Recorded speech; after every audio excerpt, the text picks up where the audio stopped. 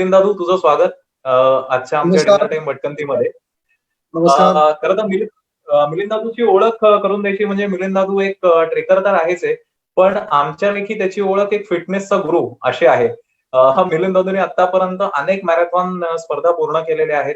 अ, आफ्रिकेतली comrade नावाची 90 किलोमीटरची स्पर्धा त्यांनी पूर्ण केलेली आहे आणि आमच्या सगळ्यांचा लाडका असा मिलिंद दादू अशीच आम्ही त्याला हाक मारतो.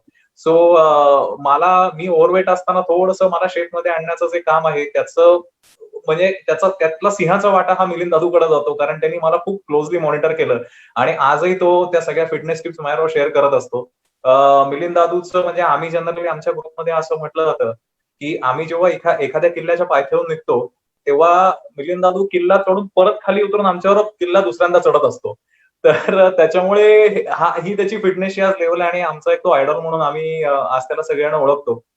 सो लॉकडाऊनच्या काळामध्ये आता आपला जो या फिटनेसच्या मध्ये जो संपूर्ण ब्रेक झालेला आहे, सो तो ओव्हरकम कसा करायचा आणि येत्या काळामध्ये काही काळानंतर जिम सुरू होतील किंवा आता आउटडोअर ऍक्टिव्हिटीजला जी परमिशन मिळालेली आहे, तर त्या सुवर्ण संधीचा वापर करून आणि या सगळ्याचं संतुलन डाएटशी साधत हा संपूर्ण प्रवास कसा करायचा आणि आपला फिटनेस आपण इम्प्रूव्ह कसा करायचा, जेणेकरून आपण जेव्हा कधी डोंगरात जाऊ तेव्हा आपल्याला काही प्रॉब्लेम येणार नाही. सो या सगळ्या टिप्स देण्यासाठी आज मिलिंद दादू आपल्यावर आहे. दादू, आपण पहिल्या प्रश्नाकडे वळूया. तुझं स्वागत आमच्या डिनर टाइम भटकंतीमध्ये. नमस्कार. नमस्कार. बेसिकली सो तू एक ट्रेकर आहेस आणि त्याच्याच बरोबर ट्रेकरला इतका हार्डकोर फिटनेसचा ध्यास असणं हे खरं तर खूप अभावाने बघितलं जातं. पण आज तू मॅरेथॉन रन करतो किंवा तुझं जे रोजचं व्यायामाचं शेड्यूल आहे ते आम्हाला सगळ्यांनाच माहिती आहे. सो हा तुला म्हणजे ट्रेक करता करता फिटनेसचा ध्यास तुला कसा लागला आणि तो तू डेव्हलप कसा करत गेलास? सर्वप्रथम सर्वांना नमस्कार. ओंकार, ट्रेकिंगची सुरुवात माझी जवळजवळ एक 15 ते 20 वर्षापूर्वी झाली होती. मी पहिल्यांदा अगदीच असं काय म्हणतात ते इकडे तिकडे जाणे आणि अशा पद्धतीने काही ट्रेक्स करत होतो. मला असं वाटतं की आपण ट्रेक्सला जेव्हा पहिल्यांदा भेटलो तेव्हा मी हिंडत फिरत होतोच, पण ऍट द सेम टाइम मला असं लक्षात आलं की माझा काही कारणामुळं माझा जरा फास्ट चालण्याकडे किंवा पुढे जाण्याकडे जरा जास्ती कल आहे. आणि त्याचं माझं कारण असं होतं की आपण पुढे गेलं की आपल्याला आहे ते जरा जास्ती चांगलं बघायला मिळतं, रॉ बघायला मिळतं आणि अशी काहीतरी माझी स्वतःची समजूत होती. आणि त्यामुळे मी नेहमी पुढे जायचो आणि मग पुढे गेल्यानंतर मला असं लक्षात आलं की काही वेळेस आपल्याला दमल्यासारखं होतंय किंवा आपण तो स्पीड मेंटेन कसा करायचा हा एक त्यातला प्रश्न होता. आणि ह्या संपूर्ण कारणामुळे मग मी थोडासा स्पीड वाढवण्याकडे गेलो. त्याचा प्रवास थोडासा गंमतशीर आहे. मी जेव्हा ट्रेकिंग करत होतो आणि मी मध्ये काही काळापुरतं ऍब्स नावाची जिम पण जॉईन केली, तिथे मी काही जिमिंग पण करत होतो. आणि मग नंतर थोडंसं मला लक्षात आलं की मी इंडोर मधला माणूस नाहीये, मला थोडंसं बाहेर फिरायला जास्ती आवडतं. म्हणून मग मी युनिव्हर्सिटीमध्ये इंडोरन्स वाढवायच्या दृष्टीने मी जेव्हा जायला लागलो तेव्हा मला तिथं असं वाटलं की आपण पळून बघावं. आणि पळून बघावं तर असं कसं पळायचं, तर मग तिथं कोणी युनिव्हर्सिटीमध्ये जाण्याचा एक सगळ्यात मोठा फायदा असा असतो की तुझ्या आजूबाजूला खूप चांगले मोठे दिग्गज, अमेच्युअर्स, हौशी गवशी कलाकार तिथे खूप जण तुमच्या आजूबाजूला पळत असतात. तर त्यांच्यातले आमचे एक अत्यंत परम मित्र आहेत एनडी गवारे म्हणून. आणि अजून दोघा तिघांनी मला इन्सिस्ट केलं की तुम्ही दादू एवढं फास्ट चालता, ट्रेकिंग करता, तर तुम्ही पळणं फार आवश्यक आहे. आणि मग माझ्या आयुष्यातला पहिला रन जो होता तो मी 6 जून 2016 साली मी पहिल्यांदा पळालो. त्या दिवशी मी जे 5 किलोमीटर पळालो ते प्रत्येक त्याचा क्षण मला आठवतोय. मला जे काय व्हायचं ते झालं होतं, पण माझा तो पहिला रन होता आणि त्या दिवशीपासून मी रनिंगच्या बाबतीमध्ये सिरियस झालो. आणि दोन्ही साईडला म्हणजे रनिंगला पण मला ट्रेकिंगचा उपयोग झाला आणि ट्रेकिंगला मला रनिंगचा उपयोग झाला. अशी ती सुरुवात झाली. मग 5 किलोमीटर नंतर मी 7 किलोमीटर पाहिलो, 10 किलोमीटर पाहिलो वगैरे वगैरे तो प्रवास झाला. पहिली पुणे इंटरनॅशनल मॅरेथॉन मी पहिली कम्प्लीट केली, ती माझी पहिली ऑफिशियल 21 किलोमीटरची रेस होती. मग त्याच्यानंतर बँगलोर केली, मुंबई केली. मग अशा करत करत मग तेवढ्यात मला किशोर धनकुडे हा माझा खूप जुना मित्र. किशोर आणि मी खूप खूप म्हणजे भरपूर ट्रेक्स आम्ही दोघांनी मिळून केले. आणि मग त्याच्यानंतर तो नुकताच काँग्रेस 2 वेळा करून आला होता आणि मग मी तिकडं वळालो. अशी ती स्टोरी आहे. दादू, खरं तर ही तुझी सुरुवात म्हणजे आपण असं म्हणू की पूर्णपणे तुझं लक्ष जे फिटनेसकडे वळालं ते एक तर जिममुळे आणि दुसरी गोष्ट म्हणजे युनिव्हर्सिटीच्या रनिंग ग्रुपचं खूप मोठं कॉन्ट्रीब्युशन आहे. पण जनरली Absolutely. फिटनेस आपण फिटनेस हा शब्द जेव्हा आपण वापरतो तर मी जनरली असं म्हणतो की आपण एखाद्या ठिकाणी जेव्हा रेग्युलरली रनिंगला जात असतो एकदम सुरुवातीला जेव्हा आपल्याला असं वाटत असतं की आपण खूप ओव्हरवेट आहोत किंवा आपल्याला आता फिटनेसची गरज आहे आणि आपण एखाद्या पार्कमध्ये जायला सुरुवात करतो, एखाद्या रनिंग ग्राउंडवर जायला सुरुवात करतो, एखाद्या टेकडीवर जायला सुरुवात करतो आणि त्याच्यामध्ये रेग्युलरली आपल्याला जे सगळे चेहरे क्रॉस होतात, तर सुरुवातीला आपल्याला फाट्यावर मारणारे जे चेहरे असतात, दुर्लक्ष करणारे, ते जेव्हा काही काळानंतर आपल्याकडे वळून वळून बघायला लागतात, तेव्हा समजून जावं की आपल्यामध्ये काहीतरी फरक पडलेला आहे आणि कदाचित आपण आता योग्य ट्रॅकवर आहोत. सो ही एक गमतीशीर फिटनेसची व्याख्या आहे. पण तुझ्या लेखी फिटनेसची व्याख्या काय? म्हणजे एखादा माणूस फिट आहे असं तू कधी म्हणू शकशील? ऍक्च्युअली काय आहे, फिटनेस हा एक थोडासा काय म्हणतात ते, फिटनेस फ्लेक्झिबिलिटी हे थोडेसे रिलेटिव्ह टर्म्स आहेत. पण अगदी रॉ अगदी गमतीचा भाग जर म्हणून जर त्याच्याकडे बघायचं ठरवलं तर माझं असं मत आहे की फिटनेस म्हणजे पाहिजे तेव्हा, पाहिजे तिथं, पाहिजे त्यावेळेस कुठून कुठेही जाता येणे. मग ते पर्सनल काम असू दे, ट्रेकिंग असू दे, रनिंग असू दे, खाली बसणं असू दे, वरती टेबलवरती उडी मारणं असू दे, टेबल खाली मारणं असू दे. हे करताना जेव्हा तुम्हाला कुठलाही मानसिक शारीरिक त्रास होत नाही तेव्हा तुम्ही फिट, असं माझं एक साधी सोपी मी व्याख्या करतो. आता बऱ्याच वेळा असं होतं की प्रत्येकाची फिटनेसची व्याख्या वेगळी असते. एखादा जर जिम मध्ये जाणारा माणूस असेल तो म्हणतो माझे बायसेप 13 इंच ऐवजी 17 इंच झाल्याशिवाय मी फिट नाही आहे. किंवा एखादा रनिंगवाला म्हणतो की मी 15 किलोमीटर पळतोय, मी 30 किलोमीटर केल्याशिवाय फिट नाही. पण फिट असा जो माणूस असतो तो म्हणजे तो सर्व काळ आनंदी, विदाऊट एनी काय म्हणतात त्याला त्याला उत्साह सगळ्या गोष्टी करण्यामध्ये असतो. आणि सगळ्यात महत्वाचं म्हणजे तो त्याच्या फिट राहण्याकडं अत्यंत कॉन्शियसली बघत असतो. हे जो करतो तो माणूस फिट असं मला वाटतं. आता याच्यामध्ये प्रत्येकाची मी जसं म्हटलं फिटनेसची व्याख्या वेगळी असू शकते. पण ऍज अन तुम्ही जर थोडंसं त्याचं एक जनरलायझेशन जर करायचं ठरवलं तर मला वाटतं ही व्याख्या जास्ती सुटेबल आहे आणि प्रत्येक जण ही या व्याख्येमध्ये बसू शकतो. आता तुम्ही फिटच्या पुढचं काय करायचं असेल तर तुम्हाला थोडे एक्स्ट्रा श्रम करावे लागतात आणि ते मला वाटतं मग तुम्ही तुमच्या पद्धतीचा व्यायाम शोधायचा आणि करायचा. फिट राहण्यासाठी ह्या सगळ्या गोष्टी आवश्यक आहे. दादू, आपल्या डिनर टाइम भटकंतीचा जो सगळा जो प्रेक्षक वर्ग आहे, आपला जो सगळा ऑडियन्स आहे, हम्म. तर हा सगळा ट्रेकर ऑडियन्स आहे, हा सगळा सह्याद्री हिमालयामध्ये भटकणारा ऑडियन्स आहे. बरोबर. तर जनरली आपण कुठल्याही केसमध्ये म्हणजे आता समजा कुठलाही खेळ असू दे, मग त्याच्यामध्ये क्रिकेट असेल, फुटबॉल असेल, टेनिस असेल, तर या खेळांसाठीच्या प्रिपरेशनचा जो व्यायाम आहे तो व्यायाम आणि ट्रेकिंगसाठी केला जाणारा जो व्यायाम आहे म्हणजे ट्रेकला जाण्यासाठी फिट होणं आपण ज्याला म्हणतो, सो तो फिट होण्यासाठी जो केला जाणारा व्यायाम आहे याच्यामध्ये नक्की काय फरक आहे? ऍक्च्युली ट्रेकिंगला जाताना आहे ना, मी माझं ऑब्झर्वेशन तुम्हाला सांगतो. ट्रेकिंगला जाताना आपल्याला 2-3 फार गोष्टी महत्वाच्या आहेत. त्याच्यातलं एक तर म्हणजे तुमचे लोअर बॉडी मसल्स जे आहेत. स्वप्नील ती एक स्लाइड दाखवतोस का? हा, आता हे जे मी काही मेन्शन केलेले पार्ट्स आहेत हे सगळ्यात जास्त आपल्या ट्रेकिंगला सगळ्यात जास्त वापरले जातात. मी असं म्हणेन की लोअर बॉडी तुमची जेवढी स्ट्रॉंग असेल तेवढं तुम्हाला ट्रेकिंगचा आनंद हा जास्ती घेता येतो. आणि त्यामध्ये हे क्वाड्रिसेप्स आहेत, हॅमस्ट्रिंग्स आहेत, काफ्स आहेत, ग्लूट्स आहेत. हे मसल सगळ्यात जास्ती ह्या ट्रेकिंग या प्रकारामध्ये वापरले जातात. आता हे प्रत्येकाचे तुम्ही जर बघितलं तर हे इंडिव्हिज्युअल मसल्स आहेत, त्याचा प्रत्येकाचं एक सिग्निफिकन्स आहे. पण हे ओव्हरऑल म्हणून जेव्हा ते टोटली काम करतात तेव्हा तुम्हाला ट्रेकिंगचा आनंद घेत तुम्हाला न दमता आणि कुठल्याही पद्धतीचा फटीग न येता तुम्ही जेव्हा ट्रेकिंग करू शकता तेव्हा तुमच्या ह्या मसल्समध्ये तुमचे काय म्हणतात त्याच्यामध्ये तुम्ही त्याचा प्रॉपर व्यायाम केलेला आहे किंवा त्याचं प्रॉपर स्ट्रेंथिंग केलेलं आहे असं आपण गृहीत धरू शकतो. आता तुम्ही जर हे बघितलं तर हे सगळे लोअर बॉडीचे मसल्स आहेत आणि हे त्याच्याकडे स्पेसिफिकली थोडं लक्ष द्यावं लागतं. आणि लक्ष द्यावं म्हणजे लागतं म्हणजे काय की तुमचं काही प्रॉपर स्ट्रेचिंग होतंय का, त्याचा ओव्हर यूज होतोय का, तुम्ही त्या चुकीच्या पोस्चरनी बसताय का, चुकीच्या पोस्चरनी तुमचं वागणं होतंय का, तुमचे शूज व्यवस्थित आहेत की नाहीत वगैरे वगैरे ह्या सगळ्याच गोष्टी त्याच्यामध्ये इन्क्लूड येतात. त्याच्यामध्ये मला असं वाटतं की लोअर बॉडीची जे एक्सरसाइजेस आहेत त्याच्यावरती विशेष करून तुम्हाला थोडंसं लक्ष द्यावं लागतं. ऍट द सेम टाइम माझं असं मत आहे की तुम्हाला तुमचे खांदे किंवा अप्पर बॉडी ही थोडीशी स्ट्रॉंग असणं पण अत्यंत आवश्यक आहे. कारण तुम्ही जेव्हा सिरियस ट्रेकर म्हणतो तेव्हा सिरियस ट्रेकरला त्याच्या संपूर्ण संसार त्याला त्याच्या पाठीवर वाहून न्यावा लागतो. आपण बॅकपॅकमध्ये ते सगळं घातलेलं असतं आणि त्याला ते कॅरी करावं लागतं. जेव्हा तुमचा एखादा छोटासा पिटू बॅग मध्ये तुम्ही करता लोड तेव्हा तुम्हाला काही फरक पडत नाही. पण जेव्हा तुम्ही खूप मोठे मोठे सिरियस ट्रेक्स करायला लागतात तेव्हा तुमचा संपूर्ण संसार 2 दिवसाचा 4 दिवसाचा हा तुमच्या पाठीवरती असतो. आणि म्हणून शोल्डर्स पण अत्यंत महत्वाचे आहे.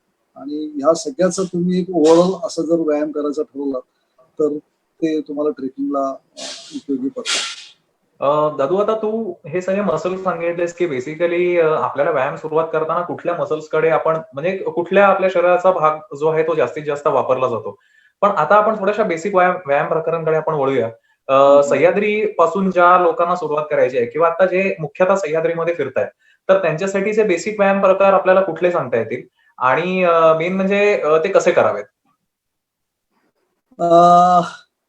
बेसिक व्यायाम जे आहेत ते म्हणजे एकतर आपला सर्वात जगात पॉप्युलर असलेलं आणि सगळ्यात सोपं असलेलं आणि आपण लहानपणापासून काहीतरी वेगवेगळ्या कारणामुळे करत असलेलं हे म्हणजे त्याला हिंदू पुशअप्स म्हणतात किंवा मी त्याला जोर असं म्हणतो. जोर हा एक मी इथं स्लाइड दाखवलेली आहे. जोर हा एक अगदी घरगुती कुठेही करता येण्यासारखा, अगदी तुमच्या बेडरूम मध्ये एक छोटीशी जागा असेल तिथे करता येण्यासारखा आहे. तो अत्यंत महत्वाचा आहे. जोर आहेत, नंतर बैठका आहेत ज्या फुल फ्लेज तुम्ही करू शकता. आणि सगळ्यात महत्वाचं म्हणजे मी स्वतः इन्सिस्ट करतो, मी स्वतः करतो आणि ज्यांना शक्य आहे त्यांना मी सांगतो ते म्हणजे सूर्यनमस्कार. तुम्ही सूर्यनमस्कार जेवढे प्रॉपरली स्लो आणि सायंटिफिकली घालाल तेव्हा तुम्हाला एंटायर तुमची बॉडी त्याच्यामध्ये तयार होते. आता हे जे व्यायाम प्रकार आहेत हे असे आहेत की तुम्ही कुठेही करू शकता. म्हणजे तुम्हाला मी जसं माझं असं म्हणणं असतं की तुम्हाला स्थळ, वेळ, काळ किंवा मला हे तिकडे जाऊन करावं लागतं असं काही नाहीये. आता लॉकडाऊनच्या पिरियडमध्ये बहुतेक सगळ्यांनी जशी जमेल तशी सोय केलेली होती स्वतःची आणि व्यायाम ते करत होते. पण याच्यामध्ये जर मी पर्सनली याच्यामध्ये आठवड्यातून 2 ते 3 वेळा मी 108 सूर्यनमस्कार घालायचो.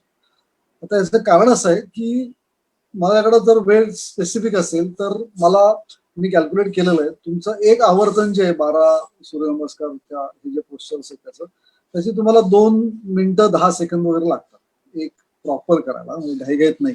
जर तुम्ही घाईघाईत केलं तर थोडंसं फास्ट होतं, अजून स्लो केलं तर जास्ती वेळ लागतो. पण 2 ते 2.25 मिनिटांमध्ये तुमचं एक आवर्तन होतं. म्हणजे तुम्हाला 100 जर तुम्ही सूर्यनमस्कार घालायचं ठरवलं तर तुम्हाला 25 मिनिटं ते 28 मिनिटं लागतात. आणि हा संपूर्ण व्यायाम असा असतो की तुमचं काय म्हणतात ते तुमची टो पासून ते हेड पर्यंत टोटली तुमचा व्यायाम होऊ शकतो. तर मला असं वाटतंय ट्रेकरनी सगळ्यात सुरुवातीला त्यांचं बेसिक मसल्स जे ऍक्टिव्हेशन आहे त्यासाठी जोर, बैठका आणि सूर्यनमस्कार घालावे. दादू, दुसरी गोष्ट आपण असं म्हणतो की आता जोर बैठका आणि सूर्यनमस्कार हे आपण इंडोर व्यायाम ज्यांना आपण म्हणू शकतो. पण अनेकदा असं असतं की आता टेकड्या ओपन झालेल्या आहेत आणि ज्या लोकांना आता रनिंग वगैरे हे सगळं करायचंय तर त्यांच्यासाठी तू काय सांगशील? आणि सगळ्यात बेसिकली मी म्हटलं तसं की आता सह्याद्रीमधले छोटे छोटे जे ट्रेक आहेत त्यांच्यासाठी तू जोर बैठका आणि सूर्यनमस्कार हे अगदी बेसिक लेवलचे एक्सरसाइजेस सांगितलेस. पण लोक जेव्हा अजून थोडंसं ऍडव्हान्स व्हर्जनकडे बघतात तर ते म्हणजे सह्याद्रीचं थोडंसं ऍडव्हान्स व्हर्जन म्हणजे हिमालयन ट्रेक्स. आणि हिमालयन ट्रेकचा आपला बेसिक क्रायटेरिया असा असतो की तुमचा सह्याद्री मधला फिटनेस जर चांगला असेल तर आपण जनरली हिमालयाकडे वळतो, असं एक आपल्याकडे जनरली एक कल्पना आहे. तर हे सगळे जे बेसिक व्यायाम प्रकार आहेत ते झाल्याच्या नंतर तुम्ही जेव्हा हाय अल्टिट्यूडची तयारी करता तर त्याच्यामध्ये कुठले व्यायाम प्रकार इन्क्लूड होतात? आता कसं आहे की तुम्ही जर एकदा हे बेसिक त्याच्यामध्ये जेव्हा तुमचं तयार होतं, तुम्ही सह्याद्रीमध्ये काम करायला लागता, म्हणजे सह्याद्रीमध्ये तुम्ही जायला लागता आणि तिथं तुमचा बेसिक इंड्युरन्स तयार होतो. हिमालय मला असं वाटतं की त्याचा गेम प्लॅनच टोटली वेगळा असतो. म्हणजे मी स्वतः हिमालयात काही खूप माझं फिरणं झालेलं नाही. पण मी जेव्हा केव्हा गेलो किंवा जे गेले त्यांच्याशी बोललो त्याच्यामध्ये सगळ्यात महत्वाचं म्हणजे पहिलं जे असतं ते तुमचा एन्ड्युरन्स तुमचा त्याच्यापेक्षा आपण जो नॉर्मली करतो त्याच्यापेक्षा थोडासा जास्ती लागतो. ॲक्लिमटायझेशन तुम्हाला तिथे जाऊन करावं लागतं. आणि सगळ्यात महत्वाचं म्हणजे तुमचा इंड्युरन्सची तुमची जी सह्याद्रीमधली लेवल आहे त्याच्यापेक्षा ती थोडीशी म्हणण्यापेक्षा जरा जास्ती तुम्ही थोड्याशा हायर कॅपॅसिटीला जावं लागतं. आणि मग त्यासाठी एक वेगळा एक्सरसाइजचा प्रकार आपण इम्प्लिमेंट करावा लागतो. तर हे मी थोडेसे काही इथे एक्सरसाइजेस दाखव. तर हे थोडेसे एक्सरसाइजेस आपल्याला मी पुढे ते एका वेगळ्या स्लाइडमध्ये कव्हर केलेलं आहे. HIIT आणि टबाटा नावाचं सगळं, पण त्याच्यामध्ये एंड्युरन्स आहे. अजून एक जो भाग महत्वाचा वाटतो आणि जो मी स्वतः माझ्या अनुभवावरून शिकलो तो म्हणजे सह्याद्री मधला स्पीड आणि हिमालयामधला स्पीड या दोन टोटली वेगवेगळ्या गोष्टी आहेत.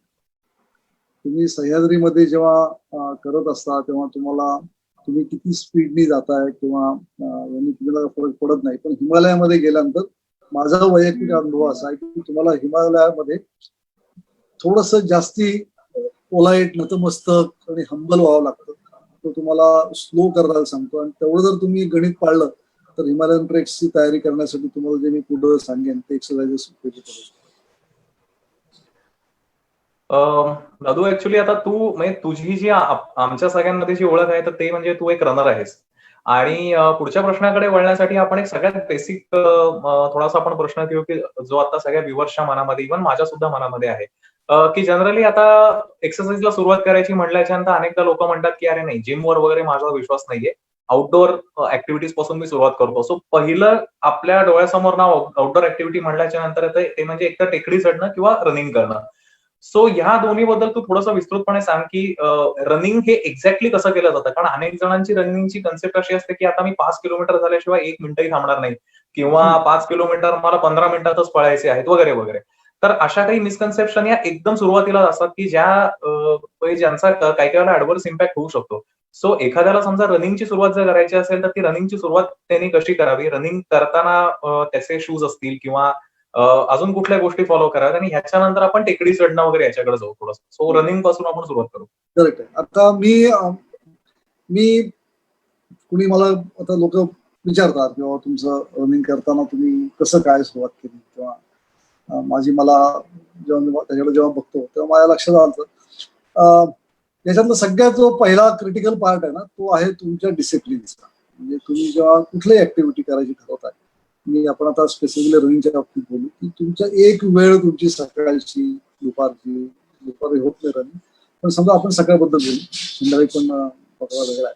पण सकाळी तुमचं रनिंग करण्याची जी काही वेळ आहे ती तुम्ही जी काय ठरवाल 5, 5:30, 6 जी काय असेल ती वेळ तुम्ही काही झालं तरी तुम्ही ती पाळली पाहिजे. That is the first discipline which मला असं वाटतं ते अत्यंत महत्वाचं आहे. ती शिस्त पहिल्यांदा लागली पाहिजे.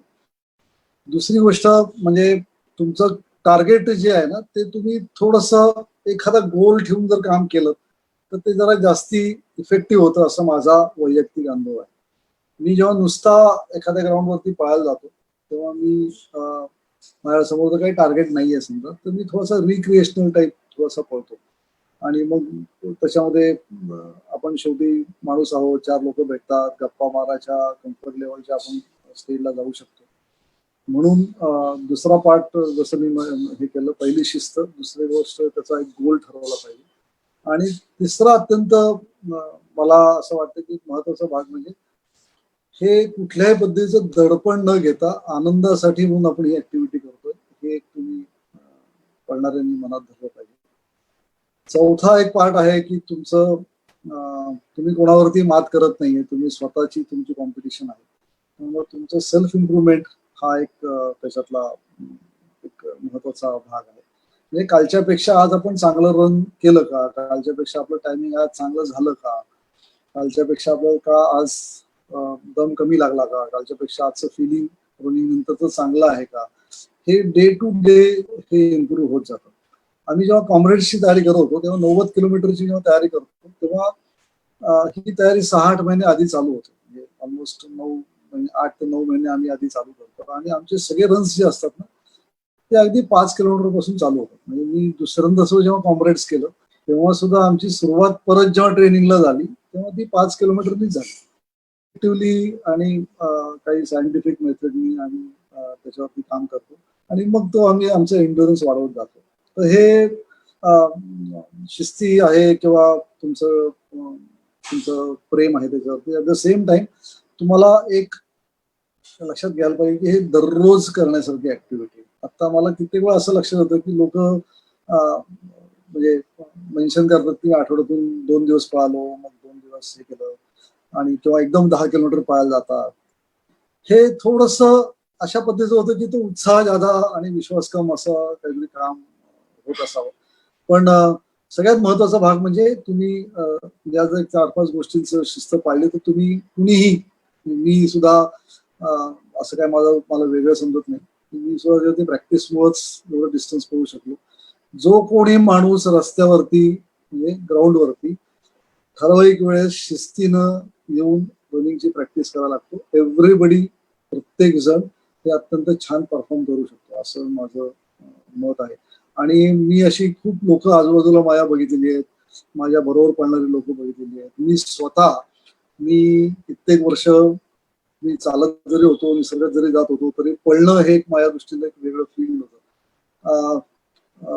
माझ्या प्रयत्नांमुळे म्हणा किंवा माझ्या आजूबाजूच्या एन्व्हायरमेंटमुळे मला काही 4 चांगली लोक आजूबाजूला माझ्या जमा झाली, आणि मग त्यांच्यामुळे माझ्याकडून थोडंसं जे काही घडलं माझ्या हातून, थोडंसं लॉंग डिस्टन्स रनिंग ते थोडंसं घडलं. पण त्याला मला वाटतं की ही सगळी महत्वाची कारणं एवढी आहेत, आणि ती जर प्रत्येकाने थोडीशी मनाशी जर ठरवली तर रनिंग तुम्ही कुठूनही चालू करू शकता. दुसरा भाग राहिला ट्रेकिंगचा. आता ट्रेकिंग कसं होतं की ट्रेकिंग मध्ये आपण प्रत्येक जण ट्रेकर आहोत, प्रत्येकाला आवडतं, आणि त्याच्यामध्ये आपण तितपत सिरियसली बघतोय, हा पण त्यातला महत्वाचा भाग आहे. रनिंगमुळे एन्ड्युरन्स वाढतो हे जरी खरं जरी असलं तरी मला सुद्धा पर्सनली असं वाटतं की मी ट्रेकिंग करायचा मला जास्ती फायदा रनिंग मध्ये झाला. अदर वे राऊंड तर तितकंच खरं आहे, पण ट्रेकिंग आणि सह्याद्रीचे माळ्यावरती काय म्हणतात प्रचंड उपकार आहेत. मी त्याच्यासोबत नतमस्तक आहे, आणि त्याच्यामुळं मी रनिंग जास्त इफेक्टिव्हली करू शकलो. हे दोन्ही एक हँड टू हँड जाऊ शकतो. दादू, अनेकदा युनिव्हर्सिटीमध्ये जेव्हा आपण भेटलेलो आहोत किंवा पुणे युनिव्हर्सिटीमध्ये जो रनिंगचा ग्रुप आहे, ऍक्च्युली हा प्रश्न मी त्या सगळ्या आपल्या मित्रांसाठी विचारतोय की ज्यांना रनिंगचे बेसिक्स थोडेसे माहिती होण्याची गरज आहे. कारण मी मगाशी म्हटलं तसं अनेकदा म्हणजे स्पीडला घेऊन कन्फ्युजन असतात, किंवा एका म्हणजे मी समजा 5 मिनिटात किती पळायला पाहिजे वगैरे, हे अनेकदा चुकीचे टार्गेट सेट केले जाऊ शकतात. सो युनिव्हर्सिटीमध्ये बिगिनर्स ज्या वेळेला बॅच असते तर त्याच्यामध्ये त्यांनी इंटरव्हल रनिंग नावाचा एक लोक प्रकार सांगतात, की ज्याच्यामध्ये थोडंसं अंतर तुम्ही पळा, परत थोडंसं अंतर तुम्ही चाला, आणि सो ऑन. तर हे थोडंसं इंटरव्हल रनिंग बद्दल काय सांगशील? हा, आता जेव्हा आपण ट्रेनिंगला जेव्हा जातो ना, म्हणजे प्रॉपर ट्रेनिंग मध्ये, तर तुम्हाला एक महत्वाचा भाग मला असा जाणवला आहे की फर्स्ट ऑफ ऑल तुम्ही ग्राउंड वरती किती वेळ पळू शकताय हे तुमचं पहिल्यांदा तुम्ही त्याच्यावरती तुमचा काय म्हणतात एन्ड्युरन्स म्हणा किंवा तुमची ग्रिट हे तुमचं तिथं तयार होतं. बऱ्याच वेळा असं होतं की खूप इनिशियल स्टेजला खूप मोठी टार्गेट्स ठरवली जातात, आणि मग ती थोडीशी अनअचिवेबल काही काही लोक अचीव्ह करतात, पण मग मला असं लक्षात येतं की काही दिवसानंतर त्यांच्यातला त्याचा सिरियसनेस कमी होतो. एखादं टार्गेट अचीव्ह झालं की ते म्हणतात तो झालं बाबा माझं, त्याच्यापेक्षा मी जास्त काय करणार, म्हणजे हताश नाही होत ते, पण ते इट्स अन अचिव्हमेंट फिलिंग, आणि मग त्याच्यातून ते पुढे जात नाही. जर तुम्हाला लॉंग टर्म सस्टेनेबल रनिंग करायचं असेल तर तुम्ही जास्तीत जास्त वेळ तुमच्या ग्राउंडवरती राहणं फार महत्वाचं आहे. आता याचा पार्ट बी कसा आहे की जेव्हा तुम्ही ट्रेनिंगला जेव्हा करता तेव्हा त्याच्यामध्ये 2-3 प्रकार आहेत. एक तर तुम्ही हार्ट रेट मॉनिटरिंग करून तुमचं रनिंग करू शकता. तुम्ही एक ठराविक वेळ ठरवून तेवढा वेळ तुम्ही रनिंग करू शकता, त्या डिस्टन्स हा क्रायटेरिया राहत नाही. काही वेळेस तुम्ही डिस्टन्स डिफाईन करता आणि तुम्ही त्या स्पेसिफिक टाइम मध्ये डिझाईन करता, मग ते तुमची पुढची स्टेज येते. मग त्याला एक इंटरव्हल ट्रेनिंग आहे, किंवा त्याला टेम्पो रन्स असतात, किंवा त्याला स्प्रिंट रन्स असतात, त्याचे काही एक्सरसाइजेस असतात. या सगळ्याचा एक पॅटर्न एक डिफाईन तुम्ही करू शकता. आता हा कसा असतो, काही जगामध्ये काही लोकांनी काही सिस्टम्स शोधून काढलेल्या आहेत, त्यापैकी इंटरव्हल ट्रेनिंग आहे, किंवा फाटलेग नावाचा एक प्रकार आहे. की हे वेगवेगळे प्रकार त्याच्यामध्ये तुम्ही वेल टेस्टेड पण ते आहेत, लोक जगामध्ये वापरतात पण.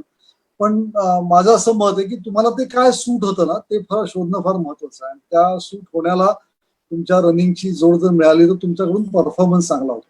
आता मी थोडासा फास्ट रनर आहे, म्हणजे मी स्लो पळालो तर आश्चर्य वाटेल, पण मी खूप स्लो पळालो तर माझे पाय दुखतात.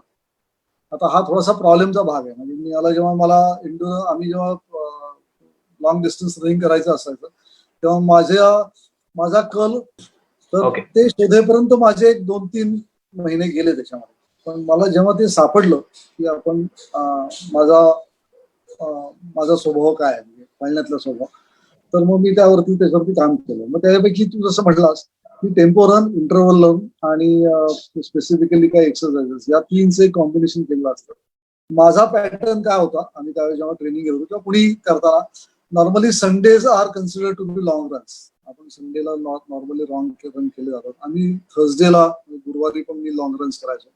मी मंगळवारी टेकडी पळायचो आणि बुधवार आणि शुक्रवार माझे काही HIIT एक्सरसाइजेस करायचो आणि सोमवारी आम्ही सूर्यनमस्कार करायचो आणि शनिवार रविवार हे आमचे लॉंग रन्स असायचे. तर हे वेगवेगळे प्रकार आहेत, पण मला त्यासाठी असं मत आहे की त्यांनी सिरियसनेस, शिस्त आणि तिथं रेग्युलर येणं, एवढं जर 3 गोष्टी पाळू शकला माणूस तर ते करू शकतो व्यवस्थित. दादू, पुढचा प्रकार मी तुला मगाशी म्हणलं तसं की टेकडी चढणे, कारण बेसिकली हीच ऍक्टिव्हिटी जी आपण डोंगरांमध्ये करत असतो. सो आपल्या घराजवळ अनेकदा एखादी टेकडी असू शकते, अनेक जण तिथे जात असतात. पण टेकडी चढण्याच्या बाबतीतही अनेक जणांना कन्फ्युजन असतं की ती फास्ट चढावी का स्लो चढावी, किंवा टेकडी चढताना श्वास कसा घ्यावा, किंवा परत ती वजन घेऊन चढावी का विदाऊट वजन चढावी. तर त्या बाबतीत थोडंसं काय सांगशील? टेकडी फास्ट स्लो हा माझ्या दृष्टीने थोडासा भाग महत्वाचा नाही. टेकडी माझ्या दृष्टीनं रिपीटेबल, मी किती रिपीट्स करतो आणि मी किती रिपीट्स केल्यानंतर माझा एन्ड्युरन्स म्हणा किंवा माझा दमसास म्हणा किंवा माझा उत्साह म्हणा किंवा माझी फिजिकल लेवल काय राहते, हे अशा पद्धतीने मी जास्ती काम केलंय. म्हणजे एखाद्या वेळेस टेकडी चढणे, 2 वेळेस टेकडी चढणे, हा प्रत्येकाचा थोडासा याचा भाग झाला. पण टेकडी जर जेवढा वेळ तुम्ही जास्ती अप अँड डाऊन कराल, अपला वेगळे मसल्स वापरले जातात, डाऊनला वेगळे मसल्स वापरले जातात. अप मध्ये जेव्हा तुम्ही म्हणजे खालून जेव्हा वरती चढत असता तेव्हा काही वेगळे मसल्स वापरले जातात आणि त्याचा तुम्हाला प्रॅक्टिस करणं फार महत्वाचं आहे. आणि तसंच डाऊन मध्ये. आता हे कशासाठी, तर आम्ही या ट्रेनिंग मध्ये असं शिकलो आणि आम्हाला असा अनुभव पण आला की आपल्या मसलची एक मेमरी असते आणि तुम्ही ती मेमरी जेवढी इम्प्रूव्ह करत जाल ना, तेवढे तुमचे मसल्स जास्ती तयार होत जातात. थोडक्यात म्हणजे तुम्ही जेव्हा बायसेप्स, फॉर एक्झाम्पल बायसेप्स जेव्हा करत तुम्ही तुमचे डंबेल्स जेव्हा काम करता त्याच्यावरती, तेव्हा काही काळानंतर तो मसल हळूहळू टेअर होतो आणि तो रिबिल्ड होतो आणि म्हणून त्याचं साईज वाढतो. तसंच काहीसं तुमच्या लेग्सच्या आणि त्या बाबतीमध्ये होतं. तुम्ही जेवढा वेळ ते जास्ती रिपीट करता तेव्हा तुमच्या मसलची मेमरी वाढते आणि जेव्हा तुम्ही समजा 3 वेळा केलं किंवा 5 वेळा केलं, मी तुझ्या प्रश्नाकडे येतोच आहे परत, पण मी जेव्हा 3 किंवा 5 किंवा 7 वेळा करतो तेव्हा माझी मसल मेमरी वाढते आणि ती मसल मेमरी वाढल्याचा मला ऍक्च्युअली सह्याद्रीमध्ये, आता तशा टेकड्या म्हणलास तर त्या छोट्या म्हणजे आपण ज्या पद्धतीचे ट्रेक्स करतो सह्याद्रीमध्ये, घाटवाटा आहेत किंवा काही मोठे गड आहेत, तर तेव्हा त्या मनाने या टेकड्या छोट्या आहेत, पण त्या टेकड्या तुम्हाला त्याचा एक फील देतात आणि तो फील फार माझ्या दृष्टीनं महत्वाचा आहे. तर मी सजेस्ट असं करेन की तुम्ही तिथे रिपीटेबिलिटी ठेवा. स्पीड हा ऍब्सोल्युटली काय महत्वाचा नाहीये, कारण स्पीड हा तुमच्या बॉडीचा एक इनहेरंट पार्ट आहे. मी स्लो झाल्यावर जसा मला त्रास होतो तसं एखाद्याला फास्ट झाल्यावर त्रास होतो, पण स्पीड हा माझ्या दृष्टीनं काही क्रिटिकल पार्ट नाही. तुम्ही तुमची मसल मेमरी वाढवली तर त्याचा जास्ती फायदा होतो. आणि at the same time breathing techniques ही आम्हाला ट्रेनिंग मध्ये शिकवली पण गेली आणि आम्ही त्याचा वापर पण करतो. एक वेळेस पाय दुखत नाही, पण नंतर छाती फुलल्यामुळे आपल्याला दम जास्ती लागतो, असं कित्येक वेळा अनुभवलंय की लोक पाय नाही दुखत त्यांचे, पण ते श्वासाचं वरतच त्यांचा कंट्रोल जातो. आता श्वासावरचा कंट्रोल जाणं हा कित्येक वेळा वेगवेगळ्या पद्धतीने जातो. तुम्ही खूप रागावला तरी तुमचा श्वास बदललेला असतो आणि या केसमध्ये तुम्ही खूप मोठ्या पद्धतीची काहीतरी ऍक्टिव्हिटी करताय तर त्याचे काही टेक्निक्स आहेत. त्याचं ब्रिदिंग टेक्निक आहे, तुम्ही नाकाने श्वास घेताय, सोडताय. आम्ही जेव्हा करत होतो, मी स्वतः जेव्हा करतो तेव्हा मी पहिले 5 काउंट पर्यंत मी फास्ट श्वास घेतो, मग थोडस स्लो होतो, असे काही 2-3 प्रकार आपण एक्झिक्यूट करू शकतो. पण श्वास म्हणजे दमसास याच्यावर लक्ष देणे आणि ऍट द सेम टाइम तुम्हाला तुमची मसल मेमरी वाढवणे, हे 2 क्रिटिकल पार्ट आहेत. स्पीड हा माझ्या दृष्टीने महत्वाचा नाही. दुसरी गोष्ट, बऱ्याच वेळा माझ्यावरती पण अशी वेळ येते की मी काही 10-15 वेळा केली टेकडी, तर मला नंतर लक्षात येतं की मी ती का करतोय. तर मग हा प्रश्न जेव्हा माझ्या मनात येतो तेव्हा मला लक्षात येतं की त्याचा मला फायदा कुठं होतो, तर मला त्याचा फायदा सह्याद्री प्रॉपर एन्जॉय करण्यामध्ये होतो. आपण असं कित्येक वेळा, आता तुला माहितीये, आपण ज्या काही घाटवाटा करतो त्या काही वेळेस खरंच कठीण असतात. म्हणजे अवघड जरी नसल्या तरी त्या थोडंसं एन्ड्युरन्स लेवल चेक करणाऱ्या असतात.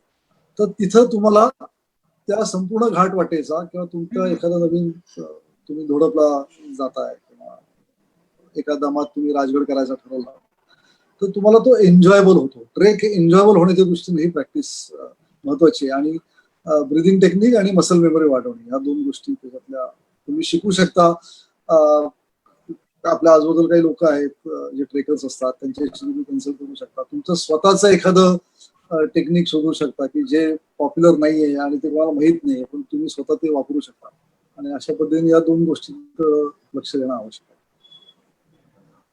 नाही दादू, कारण आता तू एक खूप महत्वाचा मुद्दा असा सांगितलास की बेसिकली व्यायामाचा सगळ्यात जास्त उपयोग हा ट्रेकमध्ये दम न लागण्या याच्यापेक्षा तो ट्रेक एन्जॉय करता येणं. म्हणजे मी समजा फिजिकली जर फिट आहे आणि मला समजा कुठल्याही प्रकारची शारीरिक व्याधी एखादी टेकडी चढल्याच्या नंतर किंवा एखादी घाटवाट चढल्याच्या नंतर होत नाहीये, आणि जसा मी पायथ्याला होतो तसंच मी तो रेंज ट्रेक संपल्यानंतर आहे किंवा त्या रेंज ट्रेकच्या दरम्यान आहे, तर याच्यावर खरं तर दुसरा आनंद नाहीये. आणि खरंच, कारण तो जो आजूबाजूचा जो नजारा आहे तो एन्जॉय करण्यासाठी आपल्यामध्ये थोडीशी जी एनर्जी लागते, ती एनर्जी आपण नक्कीच या व्यायाम प्रकारांनी आपल्याला गेन करता येते. आणि असंच मला वाटते याचं कन्क्लुजन काढता येईल. पुढचा प्रश्न मला तुला असा विचारायचा आहे की आता पावसाळा सुरू झालेला आहे आणि आउटडोर एक्सरसाइजेस जे आहेत त्याच्यावर अनेकदा बंधनं येऊ शकतात. कारण आता एप्रिल-मे मध्ये दुर्दैवाने आउटडोर एक्सरसाइजचा सीझन असून सुद्धा या सगळ्या लॉकडाऊनमुळे आपल्याला ते करता आलेलं नव्हतं. आणि आता तर थोडंसं ज्या लोकांनी सायकलिंग वगैरे सुरू केलेलं आहे किंवा ज्या लोकांनी रनिंग सुरू केलेलं आहे, आता आम्ही टेकड्यांवर जाणं सुरू केलेलं आहे कारण त्या ओपन झाल्यामुळे. तर हे जे सगळे व्यायाम प्रकार आहेत, तर अनेकदा असं असतं की धो-धो पाऊस असतो आणि आपल्याकडे वेळ असून सुद्धा जाता येत नाही. तर घरामध्ये आपल्याला कोणते एक्सरसाइजेस करता येतील की जे सेम एन्ड्युरन्स लेव्हलचे असतात? Okay, great. आता काय होतं, थोडीशी हे सांगतो, म्हणजे मी जसं म्हणलं ते ते 2-3 व्यायाम जे आपण करतो त्यांनी तुमचे मसल तयार होतात आणि तुमच्या बेसिकली स्ट्रेचिंग होतं. पण याच्या पुढची जे जर काय तुम्हाला स्टेज गाठायची असेल, तर 2 प्रकार अत्यंत महत्वाचे आहेत. त्याला एक तर HIIT वर्कआउट असतो, जो म्हणजे हाय इंटेन्सिटी इंटरव्हल ट्रेनिंग असे एक त्याला प्रकार म्हणतात. आणि दुसरा एक टबाटा नावाचा एक प्रकार असतो. आता हाय इंटेन्सिटी इंटरव्हल ट्रेनिंग हे हे खरंच एक खूप युजफुल असं एक हे आहे. म्हणजे हे जर तुम्ही, मी एक छोटीशी स्लाइड दाखवलेली, ही स्लाइड जर तुम्ही बघितली तर 30 सेकंदाचे, म्हणजे हे टोटल 2 मिनिटाची एक्सरसाइज आहे. त्याच्यामध्ये तुम्ही बर्पीज करताय, लेग लिफ्ट करताय, जम्प स्क्वॉट्स करताय आणि प्लँक इन आउट करताय. हे काही प्रकार आहेत जे तुम्ही सर्च करू शकता आणि तुम्हाला ते युट्यूब वरती याच्यावर भरपूर आहेत. सांगण्याचा मुद्दा असा आहे की HIIT वर्कआउट्स आहेत ना, ते इनडोअर करण्यासाठी सगळ्यात बेस्ट एक्सरसाइज. याची 2 कारण आहेत. म्हणजे एक तर HIIT आणि टबाटा या दोन्ही एक्सरसाइजेसचं एक सगळ्यात महत्वाचं कार्य असं आहे की तो तुमचा हार्ट रेट जो आहे ना, तो अत्यंत कमी वेळामध्ये खूप जास्ती वाढवायचं, हे हे त्याच्यामध्ये टेक्निक आहे. म्हणून जर तुम्ही बघितलं असतं त्यांचं 30 सेकंदाचेच पण हाय इंटेन्सिटीचे असे हे इंटरव्हल ट्रेनिंगचे प्रोग्राम्स आहेत. तर हे करण्याने काय होतं, तर एकतर तुमचा हार्ट रेट प्रचंड जास्ती वाढू शकतो, जो म्हणजे हे ऑफकोर्स हे वेल विदिन लिमिट्स असतं आणि त्यांनी काही तुमचं फिजिकल कुठेही तुम्हाला हार्म होत नाही किंवा डॅमेज होत नाही. हे सगळे प्रूव्हन टेक्निक्स आहेत. पण याच्यामध्ये तुम्हाला एक ऍडव्हान्टेज असा होतो की तुमची एन्ड्युरन्स लेवल प्रचंड वाढते. तुमचा हार्ट रेट जो आहे त्याच्यावरती तो वाढून परत तो खाली येतो. त्याचं एक सायकल आहे. त्या बाबतीत काही सायंटिफिक रिसर्च सुद्धा अवेलेबल आहेत. मी काही त्याच्यावरती ऑथॉरिटी नाही बोलण्यासाठी, ते तुम्ही सर्च करू शकता. पण याचा एक फायदा सगळ्यात महत्वाचा असतो की कमी वेळामध्ये तुमचे एक्सरसाइजेस हे तुम्हाला खूप हाय स्केलला नेतात आणि परत तुमच्या नॉर्मल स्केलला आणतात. त्याचा फायदा तुमच्या दमसासकडे होतो, मसल मेमरी वाढण्याकडे होतो, तुमची एन्ड्युरन्स लेवल वाढते, तुमच्या काही तुम्ही स्पेसिफिक मसल्सवरती काम करत असल्यामुळे तुम्हाला त्याचा एक फायदा होतो. आणि तासभर व्यायाम करणे आणि 2 तास व्यायाम करणे यापेक्षा किती इफेक्टिव्ह तुम्ही व्यायाम करताय हे मला असं वाटतं की ते जास्त महत्वाचं आहे. आणि हा जास्ती इफेक्टिव्ह व्यायाम आहे. आता एक तर थोडक्यात तुम्हाला एक उदाहरण द्यायचं असेल तर टबाटा जो वर्कआउट आहे तो त्या लोकांनी हा एक जापनीज सायंटिस्टनी शोधून काढलेला प्रकार आहे. तो हा दुसरा आहे तो 7 मिनिट्सचा वर्कआउट आहे. हा सुद्धा HIIT किंवा तुम्ही टबाटामध्ये तुम्ही याचं इन्क्लुजन करू शकता. आणि तिसरा एक आहे की त्याच्यामध्ये ग्राफिकल हे आहे की हे काही एक्सरसाइजेस आहेत त्याच्यामध्ये कुठेही हे संपूर्ण बॉडी वेट एक्सरसाइजेस म्हणजे याच्यात तुम्हाला एक्सटर्नल डिव्हाइसेस काही लागत नाही. म्हणजे याच्यात जर तुम्ही बघितलं तर याच्यात एक्सटर्नल बँड पण वापरलेलं नाही. तुमचे फक्त एक सिक्वेन्स आहे त्याला, त्या सिक्वेन्सने तुम्ही ते एक्झिक्यूट करायचं आहे आणि खूप शॉर्ट ड्युरेशनचे ते हे असतात. म्हणजे कुठलाही याच्यातला 30 सेकंदापेक्षा जास्ती नसतो. त्याचं कारण असं आहे म्हणजे हे जेव्हा सायंटिफिकली लोकांनी काम केलं तेव्हा ते कशासाठी शोधून काढले त्याचं तुम्हाला एक मी छोटस हे सांगतो. टबाटा एक्सरसाइज जे होते एक जॅपनीज सायंटिस्ट, मला त्याचं नाव नाही मला सांगता येणार, त्यांनी शोधून काढलं होतं की त्याला असं लक्षात आलं की आपले जे सायकलिस्ट असतात ना ते खूप चांगलं परफॉर्मन्स करतात पण ते वर्ल्ड क्लास परफॉर्मन्स होत नाहीये असं त्यांच्या लक्षात आलं की ते चांगले परफॉर्म करतात, लोकल हे करतात पण ग्लोबल कॉम्पिटिशनला युरोपियन लोक किंवा अमेरिकन जास्ती परफॉर्म करतात. तर त्यांनी त्याचं हे करताना त्यांचं असं लक्षात आलं की ती सगळी जी लोक आहेत ना त्या सगळ्या लोकांच्या हार्ट रेट वरती त्यांचं सगळं गणित आहे. आमच्या रनिंग मध्ये सुद्धा तुम्हाला कित्येक जण कोणीतरी म्हणताना सापडेल की आणि मी हार्ट रेट बघून रनिंग करतो. त्याचे फायदे आहेत आणि इट कीप्स यू रनिंग, तुम्ही खूप वेळ करू शकता वगैरे वगैरे.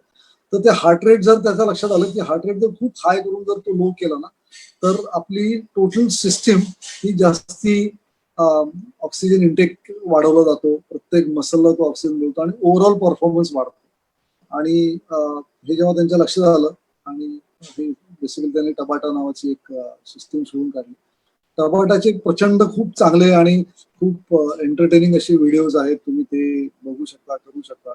पण इनहाऊस जेव्हा तुम्हाला ट्रेनिंग करायचंय आणि कुठे वेट शिवाय म्हणजे तुम्ही प्रत्येक जण घरात काही वेट घेईल, ठेवेल, वापरेल अशी काही नॉट नेसेसरी ऑल्सो.